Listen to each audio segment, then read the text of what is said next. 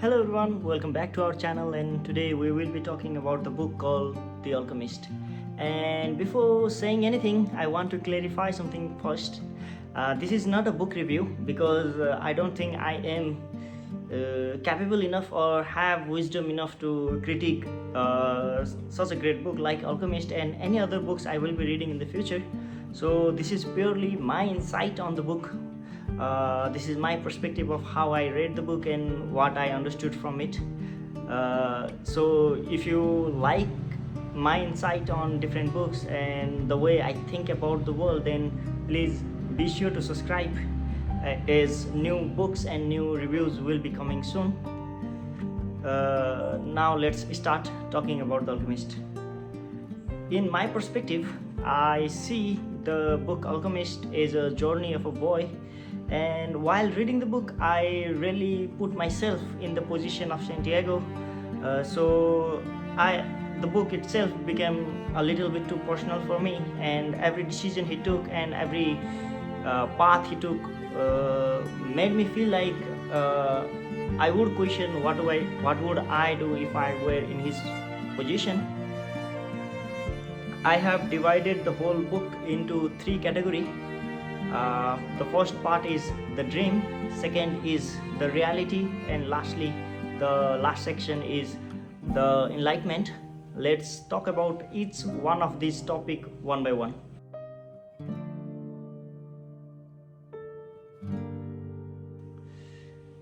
Okay, now let's talk about the dream. We know that Santiago is a dreamer, and the biggest dream he had was to travel the world. When he was small, he told his father that he wants to travel the world, and his father said to him that if you want to travel, then only people who can travel are the shepherds. So his father gave all the money he had so Santiago can buy ships and travel the world. And at the start of the story itself, we get to know Santiago from his excitement to meet with the merchant's daughter and share what he had learned by traveling a lot. So from the very start we know that Santiago really wants to travel, and he is a shepherd because they are the people who gets to travel. So when he was sleeping in the church in Spain, and in the dream he sees a big pyramid, and in front of a pyramid there is a treasure. He felt like it was something worth noting in the life. He didn't know if there was a real treasure, or he didn't even know if it was something. But his instinct told him to just ask with a gypsy. And when gypsy said she will not take anything from him in advance, but if he ever finds the treasure, he has to give her 1/10 of his treasure, then he felt that he saved himself from getting scammed.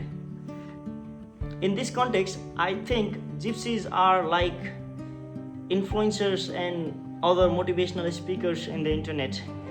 There are so many people who tells you the story about what a big dream really is and how you should really pursue your dream and you will find the success. But they don't succeed on making you act or making you do the things because you haven't put anything at risk when listening to them. Same thing happened to Santiago. When gypsy told him the same thing he already knew, go to the pyramid in the Egypt and you will find your treasure, he felt that he already knew that from the dream, so why should he even go to the pyramid and find the treasure? It is just a nonsense. But later on, when he meets with the king of Salem, and king of Salem says he will also tell him where the treasure is, Santiago tells him that okay, if he ever finds the treasure, then he will give him 1/10 of whatever he finds. But at that moment the king advises the Santiago to never promise the thing you don't have. So instead of giving 1/10 of the future treasure, the king asks 1/10 of the ships he already owns. So this was the ice-breaking moment for Santiago, because Previously he had his ships and his comfort zone.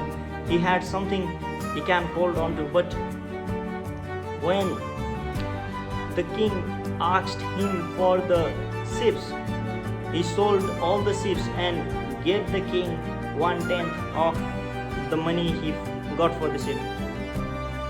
At this point of the story, we can know that if you really want to pursue your dream, then it cannot happen by you just sitting around or wanting something. You can want anything, but if you are not ready to sell your ships, or if you are not ready to pursue the dream, then just by wanting something doesn't make it happen automatically. Also, before leaving to Arab, full of hope and excitement, the king gives him a really great piece of advice in a form of a story. The king tells him the story of a boy who went to the mountain to meet a wise rich man so he can find the wisdom and become rich himself. And when meeting the rich man, the man says to him that, I really don't know what you are here for, but if you really want,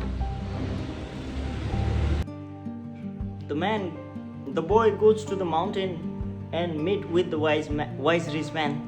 And when asking the man about the truth behind his success, the man says he don't really know what the boy was talking about, but his boy has come all the way to the mountain. The man don't want boy to return without getting anything, so he suggests that he will let him tour his villa in the mountain, but the condition was that he has to put a marble in a spoon and put the spoon in his mouth, and throughout the travel he had to make sure that marble doesn't fall from the spoon. So the boy goes and travels throughout the villa and return back to the wise man. And when wise man excitedly asks, did you see the fountain, did you see the great painting I have over there, or the dining table, or the chandelier over there, or so many other beauties of the villa, then boy got so puzzled because he didn't saw anything and was completely focused on the spoon. So wise man told him again that, okay, you should go again and see the villa for yourself. So boy goes and travels and returns second time and says that yeah, he saw every wonder within the villa. But when the wise man asked about the spoon and the marble was already missing. And the lesson here was that no matter how big your responsibilities are, you should take time to enjoy your surrounding, but you should never enjoy in the surrounding so much that you forget your responsibility. That was the last piece of advice the king gave to the Santiago before excitedly and with full of hope and dream, Santiago moves to Arab in search for his treasure. And this is the dream part of the story.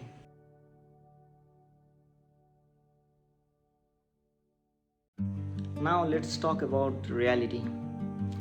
Santiago, when left Spain, was full of himself. He thought that he has already found his treasure. He just have to walk to the Egypt pyramid and treasure will be there. And it is a very easy path. And the most disturbing part of the story is that life doesn't work that way. When we say you have to sell your ships to achieve your dream, that doesn't mean you will achieve your dream by selling the ship. Selling the ship is just the first step, and there are so many other steps you need to take to fulfill your dream. And Santiago learned it the hard way. When he reached Arab, and first beautiful thing that happens to him was he got robbed, and all the money he had by selling all those ships are now gone. He is in the middle of a Arab country where he doesn't know how to speak their language. He don't have money to return back to his previous life, and he is completely ruined. And at this point he started doubting himself and cursing himself, because the life was very simple yesterday. he was with all of his ships and they used to love him, and he knew what to do with his life. But today he is in strange country, in strange language, and he don't have any friends there, and he really don't know what will happen to him. So this was the first reality check Santiago gets after leaving Spain. After thinking and counseling himself for a whole night, next morning he says to himself that the real dream he ever wanted to achieve was to travel the world, and by coming to Arab, he has already lived a life he could have never lived if he was in Spain with his ships. So he thinks about himself and says that he will find a way to get to pyramid.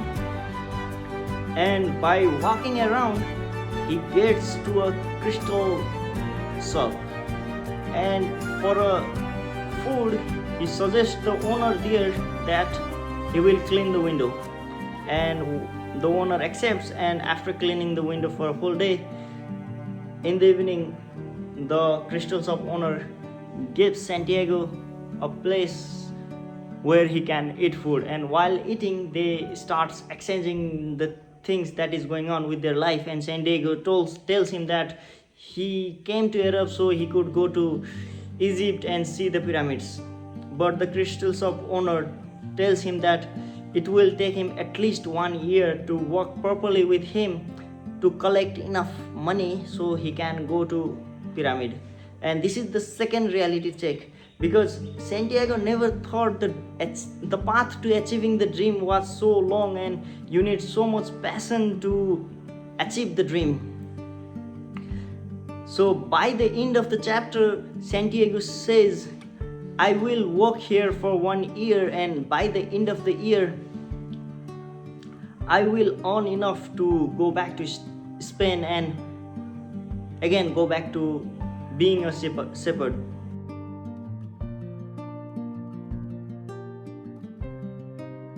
Now let's talk about the final part of the book, the inspiration. I named this inspiration because this is the most inspiring part of the story. And to conclude the story as a whole, Santiago left the merchant shop, travels through the desert and reaches the oasis. In the oasis he meets with love of his life, Fatima, and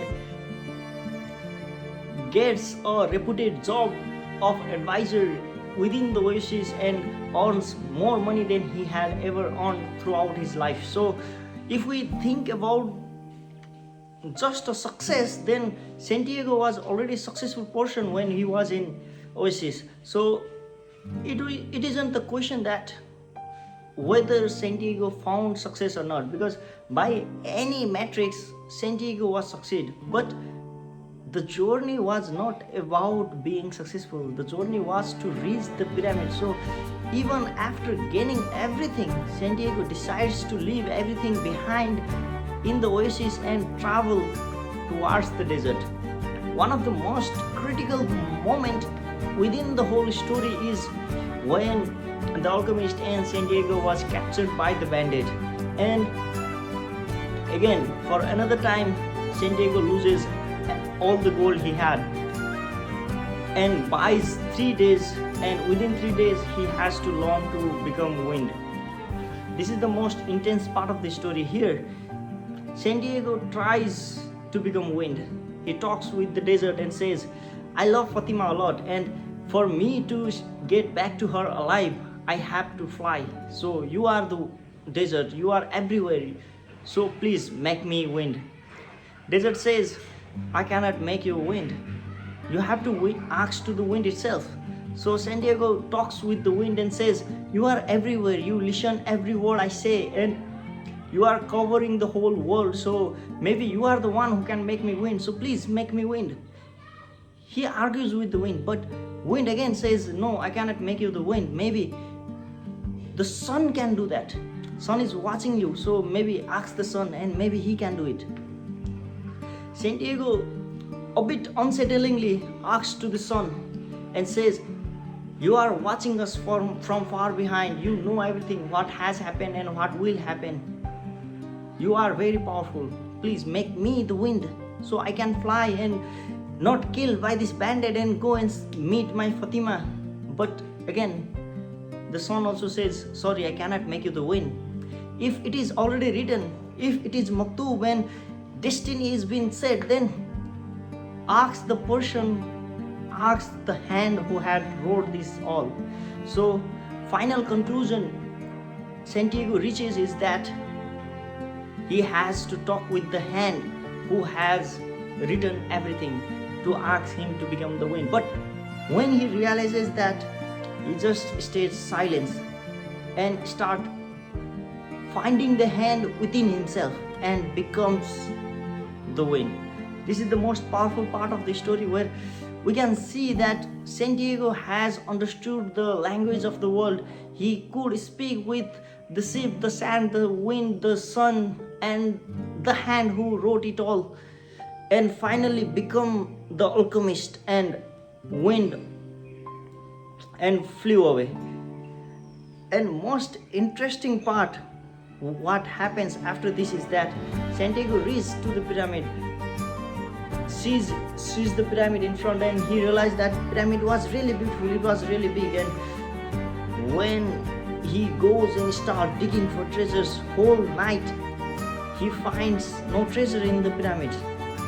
And in the morning, few thought comes, starts beating Santiago and thinking, if money can save my life, then I should just tell them the truth. He tells that he came here all the way from Spain in search of treasure.